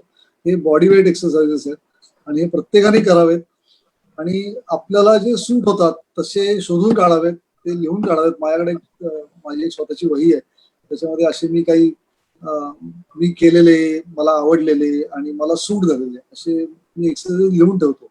आणि मी लॉकडाऊनच्या काळामध्ये मी ते कधीही करून बघितलेले ऍज अन एक्सपेरिमेंट म्हणून. मी सकाळी केले, मी दुपारी केले, मी संध्याकाळी केले, मी रात्री 9ला केले आणि मला असं लक्षात आलं की ते कुठल्याही वेळेस मी 20 मिनिटामध्ये मी संपूर्ण एक्सरसाइजेस करून त्याचं वॉर्मअप एक्सरसाइजेस आणि स्ट्रेचेस हे करून मी 30 ते 40 मिनिटांमध्ये माझा फुल व्यायाम होतो. म्हणजे त्याच्यात मी कुठेही माझा शॉर्टकट नसतो किंवा मला असं जाणवत नाही की माझं हे करायचं राहिलंय. आणि हे प्रत्येकाने करावं. इंडोर ऍक्टिव्हिटीसाठी तर हे अत्यंत आवश्यक आहे. याचा ओव्हरऑल फायदा तुम्हाला कुठलाही म्हणजे तुम्ही असं म्हणलं असतं फिटनेसच्या लेवलला जर तुम्हाला जायचं असेल तर त्याचा फायदा होतो. रनिंगला तर होतोच होतो. ट्रेकिंग मध्ये HIITचा तर फायदा खूप होतो. म्हणजे मी कित्येक वेळा असं घाटवाटा मी बघितलेले आहेत की तिथं तुमची खऱ्या अर्थाने टेस्ट असते. म्हणजे तुम्हाला तिथं there is no scope for any errors. म्हणजे तुम्ही तिथं काही चुकलात तर तुम्हाला तुमचं सगळं पुढचं सत्यानाश होणार, कार्यक्रमच होणार आहे. अशा वेळेस जर तुमचं HIIT मुळे जर तुमची हे वाढली असेल, एन्ड्युरन्स लेवल जर वाढली असेल तर तुम्ही ते जास्ती एन्जॉयबल करू शकता, तुम्हाला त्रास होत नाही आणि सगळ्यात महत्वाचं म्हणजे तुम्ही ते वेळेत न थकता कम्प्लीट करू शकता. त्यामुळे HIIT आणि टबाटा हे 2 एक्सरसाइजेस प्रत्येकाने इंडोर मध्ये करावेत आणि त्याच्यावरती प्रत्येकाने प्रत्येकाचा वेगळा डिझाईन करून घेतला तरी चालतो. म्हणजे मी कित्येक वेळा असं बघितलेलं आहे की बर्पीज लोक आता त्याच्यात आलेलं आहे, कोणीतरी करायला सांगितलेलं आहे म्हणून ते केलं जातं. तुम्हाला ते आवडत नसतील, जमत नसतील बर्पीज तर तुम्ही तुमचा चेंज करा. पण तुम्ही यू सी टू इट घ्या ते 30 सेकंदाचा हाय इंटेन्सिटी म्हणजे एव्हरीथिंग यू गिव्ह 100%. त्याच्यामध्ये काही शॉर्टकट नसतात, त्याच्यामध्ये काही थोडंसं करून बघतो अशी भानगड नसते. ते तुम्ही 100% द्या, 30 सेकंदच द्यायचे, काही त्याच्यात बिनसत नाही. मी माझ्या आधीच्या पण जेव्हा कोणाशी बोललोय किंवा मी असं नेहमी सांगत आलोय की जोपर्यंत एक्सटर्नल काही इम्पॅक्ट होत नाही तोपर्यंत तुमचं शरीर मध्ये तुटत काही नाही, हे नक्की. म्हणजे तुम्हाला दम लागू शकतो, तुम्हाला थोडासा तुमची थोडेसे दमल्यासारखं होऊ शकतं, तुम्हाला थोडासा असं वाटेल की आता याच्या पुढे मी काही करू शकणार नाही, पण तुमचं तुटत काही नाही. आणि ते 30 सेकंदच असल्यामुळे तुम्ही त्या लेवलला पोहोचता आणि मग तेवढं तुम्ही ते याचा खूप फायदा होतो. प्रत्येक तो करा. दादू, खरं तर HIIT, कारण मी आता सध्या लॉकडाऊन मध्ये जेव्हा बाहेर जायची परमिशन नव्हती, सो मला फक्त आपल्या मित्रांना हे सांगायचंय की जॉर्डन यो नावाचा एक माणूस आहे, ज्याचं युट्यूब चॅनल आहे, आणि फिटनेस ब्लेंडर नावाचा दुसरा एक युट्यूब चॅनल आहे. तर अतिशय इफेक्टिव्ह असे त्यांचे HIITचे अगदी 7 ते 10 मिनिटापासून 15 मिनिटापासून ते 1.5 तासापर्यंत असे HIITचे वर्कआउट आहेत. सो तुम्ही ते नक्की ट्राय करू शकता. आणि जसं दादू सांगत होता की त्याला 30-30 सेकंद, म्हणजे त्यांनी सुरुवातीला 10 सेकंदाचे एक्सरसाइज, नंतर 30 सेकंद, नंतर 40 सेकंद, असं त्यांनी त्याची इंटेन्सिटी 1-1 तासामध्ये, म्हणजे समजा 1 तासाचा व्यायाम असेल तर त्याच्यामध्ये वाढवत नेलेली आहे. सो तुम्हाला समजा जर कळत नसेल की कुठला चॅनल आपण फॉलो करावं, सो पर्सनली मी हे 2 चॅनल, जॉर्डन यो फिटनेस आणि दुसरं फिटनेस ब्लेंडर, सो हे मी फॉलो करतोय. सो तुम्ही हे ट्राय करायला हरकत नाहीये. दादू, अजून एक थोडासा वेगळा क्वेश्चन असा आहे की उंच बिल्डिंग आपल्याकडे जे असतात, आता आपले अनेक मित्र असे, स्पेशली मुंबईमध्ये हे आपल्याला बघायला मिळू शकतात की 20-20, 22-22 मजल्याच्या बिल्डिंग असतात. आणि actually it is a blessing for the trekkers, कारण तुम्हाला स्टेअर्स तिथे मिळतात, म्हणजे पायऱ्यांचा जो चढ उतार करण्याचा जो एक व्यायाम असतो, सो तो तो करण्याची अपॉर्च्युनिटी मिळू शकते. सो बेसिकली स्टेअर्सच्या बाबतीत काय सांगशील, म्हणजे पायऱ्यांचा चढ उतार करण्याचा जो व्यायाम आहे, तर तो कितपत इफेक्टिव्ह आहे आणि तो करताना काय काळजी घ्यावी? तो नक्कीच इफेक्टिव्ह आहे. मी मी पर्सनली जेव्हा मी जिमला ऍब्सला जेव्हा जात होतो तेव्हा आमचं मेन इन हाऊस असायचं आणि तिथं माझा एक खूप जवळचा मित्र आहे, मानस, मानस कुलकर्णी म्हणून. त्याच्यावर मी भरपूर ट्रेक्स केले. आम्ही दोघं खूप सह्याद्रीमध्ये फिरलो. तो त्यावेळेस तिथं इन्स्ट्रक्टर होता, जिम इन्चार्ज होता. तर आमच्याकडे आहे ना त्यावेळेस तिथं B2 नावाचा एक एक्सरसाइज म्हणायचं त्याला. म्हणजे ते जे जिम होतं ते होतं 10व्या मजल्यावरती आणि बेसमेंट 2 ला हे पळत जायचं. खाली जाऊन परत एकदा वरती आलं की एक राऊंड झाला, असं असायचं. आणि मला आठवतंय की माझी हौस, मला आवड आणि मग मी ते 21 वेळा वर करायचो. म्हणजे मला ते जमायचं आणि मी करायचो. मला भयंकर आवडायचं. तो खरंच ब्लेसिंग आहे. आपण ज्या अर्बन सोसायटीमध्ये राहतो प्रत्येक वेळा असं होतं की आपल्याला तेवढी हाईट गेन करण्यासाठी जवळपास एखादी टेकडी नसते, असली तरी तिथं थोडस कन्सिस्टन्सी नाही राहत, तेवढा स्टीफनेस नसतो, किंवा बऱ्याच वेळा असं असतं की तिथे गेल्यानंतर तुम्हाला खालतीवरती करण्यामध्ये एक सिस्टमॅटिकपणा येत नाही. तर त्या केसमध्ये स्टेअर्स ह्या कधीही कराव्यात. स्टेअर्समध्ये एक 2-3 टेक्निकल गोष्टी आहेत ज्या मला थोड्याशा जाणवल्या. एक तर म्हणजे त्या तुम्ही जेव्हा फॉर एक्झाम्पल जेव्हा तुम्ही खालून वरती चढायला चालू करता तर प्रत्येक स्टेप प्रॉपर पूर्ण पाय टेकून तुम्ही करायला पाहिजे. हा एक भाग महत्वाचा आहे. कित्येक वेळा लोक, मी बघितलेलं आहे की 2-2, 3-3 स्टेअर्स मिळून एकत्र जातात. ते करणं म्हणून ठीक आहे, पण ते सायंटिफिक अप्रोच होत नाही असं माझं पर्सनल मत आहे.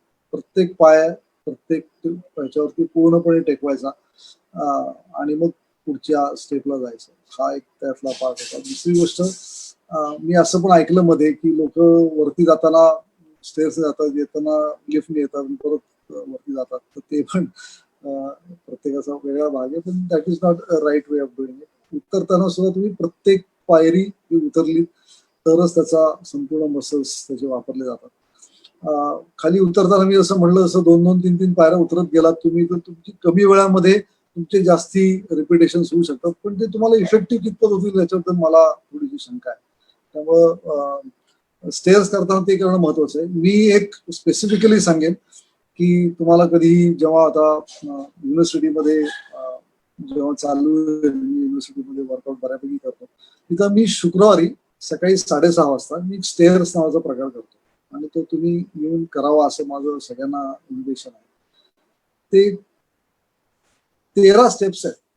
त्या 13 स्टेप्स वरती मला 1.5 ते 2 तास माझा एक्सरसाइज होतो. म्हणजे तुम्ही विचार करा की त्याच्यामध्ये किती व्हेरिएशन असू शकतात. एक फक्त पायरी चढणे आणि उतरणे हा जर एक्सरसाइज तुम्ही घेतला तर त्याच्यामध्ये किती वेगळ्या पद्धतीची व्हेरिएशन्स येऊ शकतात की मी स्वतः काही शोधून काढले, मी काही कॉपी केले, मला कोणीतरी सजेस्ट केले, असे सगळे एक्सरसाइजेस आहेत. पण त्याच्याने मला एक सगळ्यात मोठा ऍडव्हान्टेज आला. आता एक लहानशी तुम्हाला उदाहरण सांगतो की आपण जेव्हा घाटवाटा उतरतो किंवा घाटवाटात चढतो तेव्हा आपल्याला खूप मोठे मोठे बोल्डर्स असतात.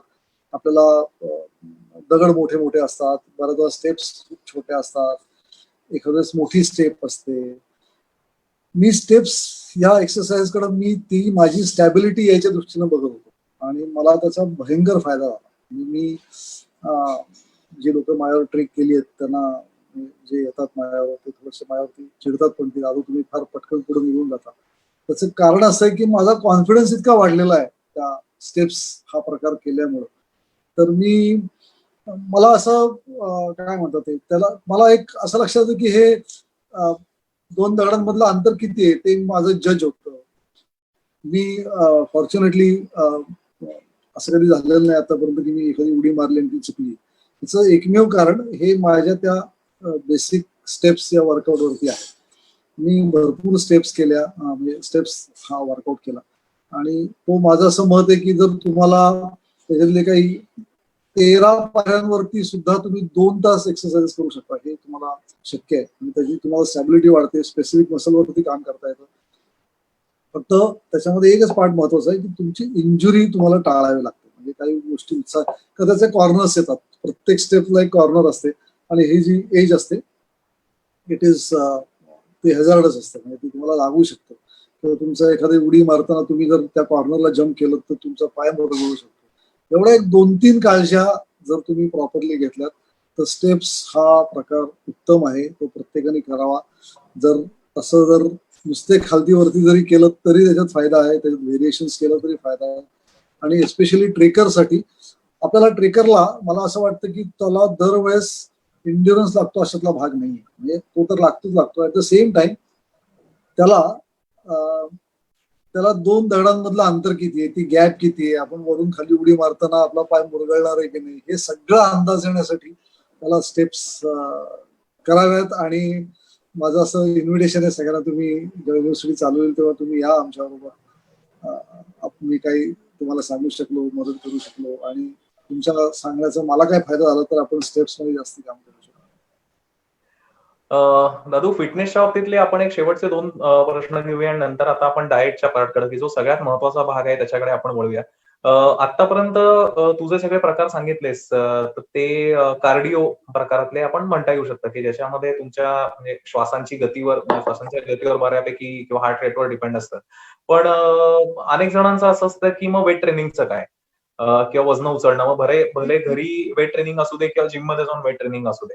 सो या सगळ्या आपल्या फिटनेस डेव्हलपमेंटमध्ये आणि एस्पेशली जे ट्रेकला उपयोगी पडतं, तर त्याच्यामध्ये वेट ट्रेनिंगचा कितपत सहभाग आहे? ते वेट ट्रेनिंग कसं करावं? कारण अनेकदा असं असतं की जिममध्ये गेल्याच्या नंतर एकदम 10 किलोपासून लोकं सुरुवात करतात आणि पहिली इंजुरी तिथंच होते. पुढचं सगळं बाजूला राहतं. तर त्याच्यामध्ये वेट ट्रेनिंग कसं करावं आणि त्याचा कितपत फायदा आपल्याला होऊ शकतो?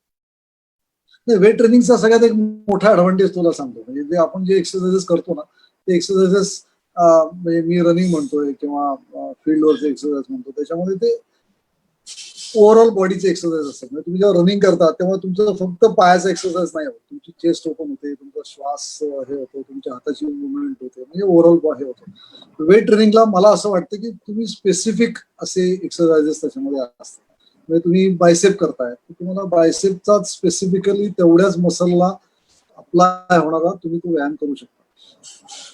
आता वेट ट्रेनिंग आवश्यक आहे का नाही हे जर असं मी काय त्याच्यावरचा काय म्हणतात ते मी असं काय नाही म्हणणार नाही, त्याचा फायदा नक्की होतो. पण वेट ट्रेनिंगचे काही इश्यूज पण असतात. म्हणजे पहिल्यांदा मी तुम्हाला त्याचे मी रादर फायदे थोडेसे सांगेन. एक तर तो तुम्हाला स्पेसिफिक मसलला काम करता येतं. तुमचे शोल्डर्स, बायसेप्स आणि तुमचे ट्रायसेप्स किंवा अप्पर बॉडीचे जे काही भाग आहेत ते आपल्याला ट्रेकरला खूप उपयोगी असतात. म्हणजे कसं म्हणतो की एखादी बॅग असते, आपण जनरली तुम्ही जर बघितलं तर आपला एक दोन दोन दिवसाचा ट्रेक आहे आणि काही त्याच्यात रोप्स कॅरी करायचे आहेत, सेफ्टी इक्विपमेंट्स कॅरी करायचे आहेत किंवा त्याच्यामध्ये खायचं साहित्य करायचं, तुमची बॅग बऱ्यापैकी जड होते. तर तुम्ही त्याची काय महिनाभर प्रॅक्टिस नाही करू शकत की ती बॅकपॅक घेऊन फिरायचं. तर तेवढी बॅग समजा तुम्ही ठरवलं तरी किंवा 10-15 किलो, म्हणजे ते दरवेळेस ते शक्य नसतं. म्हणजे तुम्हाला थोडक्यात ते सिम्युलेशन करून तुमचं स्ट्रेनिंग करून त्याचा फायदा तुम्हाला ती बॅग कॅरी करताना व्हायला पाहिजे. यासाठी वेट ट्रेनिंग आवश्यक आहे. मग तुम्ही शोल्डरचे व्यायाम करू शकता, चेस्टचे व्यायाम करू शकता, बायसेप्सचा तुम्हाला फायदा होतो. कित्येक वेळा असं होतं की आपल्याला कित्येक वेळा रोप्स लावून आपण रॅपल डाऊन करतो किंवा काही ठराविक अंतर आपल्याला वरती चढायचं असतं, त्यावेळेस तुमच्या फोराम मध्ये, तुमच्या बायसेप मध्ये काही स्ट्रेनिंग तुम्हाला करावं लागतं. तुम्ही जर काही स्पेसिफिक असे काही तुमचं ट्रेनिंगचा पार्ट असेल त्याच्यामध्ये, तुम्ही वॉल क्लाइम्बिंग करताय किंवा तुमचं रोप क्लाइम्बिंग करताय, तर त्यावेळेस तुम्हाला हे अपर बॉडी स्ट्रॉंग असणं महत्वाचं आहे. त्यामुळे वेट ट्रेनिंग करावं असं मी या मताचं आहे. मी पर्सनली त्यावेळेस मी करत होतो, पण नंतर माझं बंद झालं कारण मी जास्ती रमायचो पाळण्यामध्ये आणि ते क्लोज ऍक्टिव्हिटीमध्ये मी काय फारसं काम नाही करू शकतो. पण मग मी कॉम्पेन्सेट करतो, म्हणजे मी प्लॅन्क्स जास्ती वेळ करतो, मी शोल्डर टॅप जास्ती वेळ करतो, नंतर असे काही HIIT मधले एक्सरसाइजेस आहेत ते मी जास्ती करतो. पण ते तुम्ही करणं आवश्यक आहे. ट्रेनिंग मध्ये कुठलाही रनिंग असू दे किंवा वेट ट्रेनिंग असू दे, माझं असं ऑब्झर्वेशन आहे की त्याला जर एक ऑर्गॅनिक ग्रोथ दिली ना तर तुम्हाला ते त्रास देत नाही. म्हणजे तुम्ही हळूहळू त्याला ते वाढवत नेणं आवश्यक आहे. दोन्ही कारणांमुळे, एक तर तुमची मसल मेमरी जेवढी स्ट्रॉंग होत जाते तेवढं तुम्ही त्याच्या पुढच्या लेवलला येऊ शकता. खूप लोकांना जो त्रास होतो ना, म्हणजे एखादं वेट ट्रेनिंग केल्यानंतर ते दुसऱ्या दिवशी सोरनेस प्रचंड येतो. तो सोरनेस हा काय मसल तुटलेला किंवा खराब झालेला नसतो, तो मसल कधी आतापर्यंत वापरलेलाच नाहीये तुम्ही. आणि जेव्हा तुम्ही त्या वेट ट्रेनिंगनी त्याच्यावरती जेव्हा काहीतरी त्याला डिस्टर्ब करताय तेव्हा तो तो रिस्पॉन्ड करतो. That is his response. आपल्या बॉडीची एक तक्रार करायची ती पद्धत आहे की तुम्हाला तो सोरनेस येतो. तर कित्येक वेळा असं पण होतं की लोक सोरनेस आला की म्हणतात मला ते सूट नाही होते. तर ते तुम्हाला कळलं पाहिजे की ती इंजुरी आहे का सोरनेस आहे. तर तो तुम्हाला एक पहिला पार्ट आहे. जसं मी मगाशी म्हणलो तसं एक्सटर्नल इम्पॅक्ट होत नाही किंवा असं काहीतरी वेगळं काहीतरी होत नाही तोपर्यंत तुटत वगैरे तर नक्की नाही. पण थोडस इट इज सोर होतो आणि ती जर तुम्ही स्टेज पार केली तर पुढच्या लेवलला तुम्ही येऊ शकता. दुसरा एक पार्ट असा आहे, तू जसं म्हणलास की ते एकदम वेट वाढवायला जातात वगैरे. तर मी नेहमी सांगतो की माझं असं मत पण आहे की बॉडी आपली आहे ना ती फार अमेझिंग गोष्ट आहे. म्हणजे आपण तिला अति एक्सप्लॉइट करू पण नाही. म्हणजे ती इतकी स्वतःहून छान डेव्हलप होत जाते, तुम्हाला ती सांगत राहते. तुम्ही तिची जर काळजी घेतली तर तुम्हाला ती प्रॉपर रिस्पॉन्ड करते. आणि हे सगळी स्वतःचीच बॉडी आहे, याच्यामध्ये दुसरं कुणी इन्व्हॉल्व नाही. म्हणजे बाहेरचा माणूस ठरवत नाही किंवा बाहेरचं काही फॅक्टर ठरवत नाही की तुम्ही त्याला ते कितपत डेव्हलप करावं. तर जेव्हा एखादा एक्सटर्नल फॅक्टर येतो लाईक वेट ट्रेनिंग, तेव्हा ती बॉडी तुमच्या कम्फर्ट लेवलमधून बाहेर पडते आणि मग ती तुम्हाला रिस्पॉन्ड करते. तर तिला हळूहळू जर तुम्ही तयार करून जर गेलात तर या सगळ्याचा नक्कीच फायदा होतो. आणि जसं म्हटलं तसं ऑर्गनाइज्ड आणि ऑर्गॅनिक ग्रोथ पाहिजे. 5 किलो नंतर तुम्ही 10 किलो न घेता 5 किलो नंतर तुम्ही 5.5 ते 6 किलोच घ्यायला पाहिजे. 10व्या दिवशी 10 किलो घ्या, पण दुसऱ्या दिवशी 10 किलो घेऊ नका, त्याने त्रासच होणार. आणि वेट ट्रेनिंग आवश्यक आहे आणि ते करायला काही हरकत नाहीये. त्याचा सगळ्याचा ऍज अ ट्रेकर म्हणून मला फायदा झाला आणि प्रत्येकाला त्याच्यात काही दुमत नाही. दादू, फिटनेसच्या बाबतीतला एक शेवटचा प्रश्न आपण घेऊया आणि आपण डाएट या सेक्शनकडे आपण वळूया. तू आता जसं म्हणालास तसं एक ऑर्गॅनिक ग्रोथ सगळ्या आपल्या फिटनेसच्या पूर्ण रुटीनला हवी असते. आणि अनेकदा असं होऊ शकतं की महिनाभर एक्सरसाइज केल्याच्या नंतर आपलं एक 5-1 किलो वजन कमी होतं, 10 किलो वजन कमी होतं आणि आपल्याला तो एक कॉन्फिडन्स बिल्डअप व्हायला लागतो किंवा फिटनेस वाढलाय असं आपल्यालाच वाटायला लागतं. आणि अनेकदा असं असतं की अनुभव नसल्यामुळे ह्या गोष्टीचा म्हण किंवा आपण पहिल्यांदाच इतकं वजन कमी केलेलं असतं किंवा पहिल्यांदाच आपला इतका फिटनेस डेव्हलप झालेला असतो आणि अनेकदा डोंगरांमध्ये आपण तो फिटनेस दाखवायच्या नादात काहीतरी मेजर चुका करून बसतो आणि तिथे पुढचं सगळं गणित बोंबलतं आणि पुढचे 2 महिने परत आपल्याला घरी बसावं लागतं. तर हे अनेकदा हा अतिउत्साह जो नडतो, तर हे सगळं अवॉइड करण्यासाठी तू काय सांगशील? कारण अनेकदा असं असतं की फिटनेस डेव्हलप झालाय असं आपल्याला वाटत असतं, कारण रोजचा समजा मी जर 20 मिनिटं एक्सरसाइज करत असेल तर मी समजा आज 40 मिनिटं केला तर आपल्याला वाटत असतं की झालं आता मी इम्प्रूव्ह झालो. आणि हे डोंगरात दाखवायच्या नादात तिथली परिस्थिती वेगळी असते आणि तिथे प्रॉब्लेम होऊन बसतो. तर हे सगळं कसं मॅनेज करते? आता काय होतं, बऱ्याच वेळा तू म्हणलास ते अगदी अगदी 100% सत्य आहे की आपल्याला थोडासा उत्साह जास्ती होतो, आपण ओव्हर कॉन्फिडंट होतो आणि काय 2-4 गोष्टी हे होतात, त्रास होतो. त्याच्यावरचं माझं असं सजेशन आहे की एकतर निसर्गासमोर कुणीच मोठं नाही, म्हणजे ऍब्सोल्युटली तुम्ही त्यांना कधीच कमी लेखून उपयोग नाही. हा पहिला पार्ट आहे. दुसरा पार्ट असा आहे की आपला तुषार दादा जसं म्हणतो की त्यांनी निसर्गातल्या कुठल्याही छोट्याशा सुद्धा चुकीची शिक्षा छोटीच मिळेल असं काही नाही, ती मोठी पण असू शकते. त्यामुळे तुम्हाला म्हणजे माझं असं जे काय 10-15 वर्ष केलं मी ट्रेकिंग करतोय, त्याच्यामुळे मी 2-3 गोष्टी पाळल्या. एक तर म्हणजे त्याचा अंदाज घेऊन तुम्ही करायला पाहिजे, म्हणजे त्या परिस्थितीचा अंदाज, ना की तुमचं शरीर भलं तयार झालं असेल पण त्या ठिकाणी तुमची तिथं तुमच्यासमोर काय चॅलेंज आहे आणि त्या चॅलेंजसाठी तुम्ही खरंच प्रिपेअर्ड आहात का हे तुम्हालाच माहित असते, दुसऱ्या कोणाला माहित नसतं. हा पहिला पार्ट. दुसरा पार्ट, तुम्ही कोणाला काही दाखवून तुमचा एन्ड्युरन्स लेवल वाढवत नसतो. तुमचा एन्ड्युरन्स हा तुमचाच असतो आणि तो तुम्हालाच जज करायचा असतो. तिसरा एक पार्ट म्हणजे कित्येक वेळा असं असतं की तुम्हाला तिथली जी सिच्युएशन असते ना ती कधीच आतापर्यंत तुम्ही फेस केलेली नसते. तुम्ही व्यायाम जरी करत आलेला असाल आणि तुम्ही एक्सरसाइजेस करत आलाय, तुमचा एन्ड्युरन्स जरी वाढवत आणलाय, तरी देखील तिथली सिच्युएशन ही टोटली वेगळी असते आणि त्या सिच्युएशनला तोंड देण्यासाठी म्हणून तुम्ही तयार आहात असं तुम्हाला जरी वाटत असलं तरी एक थोडासा पार्ट असा की be humble, be polite, wait for any action. तुम्हाला काही जरी घ्यायचे असेल ऍक्शन त्यासाठी अंदाज घ्या आणि तुमची आपण सेफ्टी वगैरे इक्विपमेंट्स तर वापरतो पण ऍट द सेम टाइम जे आपल्याला आतापर्यंत केलेलं नाही ते पहिल्यांदा जर आपण करत असू तर ते कॉन्शियसली करावं, याच्यात कमीपणा काही नाही. जसं तू म्हटलास की काहीतरी करायचं आणि त्याच्यानंतर 2 महिने घरात बसण्यापेक्षा तुम्ही तुमचा अंदाज घ्या. तुम्हाला हे काय म्हणतात ते, त्याचा तुमच्या परिस्थितीचा अंदाज घ्या, तिथल्या परिस्थितीचा अंदाज घ्यावा आणि मग काहीतरी 4 स्टेप्स. यांनी काय होतं की तुमची कुठल्याही मसलची जेव्हा स्टॅटिकला असतो तो डायनॅमिक म्हणजे आपल्या ऍक्टिव्हिटीला निघण्यासाठी म्हणून ती जी मधली स्टेज असते ना ती ही सगळे डायनॅमिक स्ट्रेचेस त्याला प्रिपेअर करते.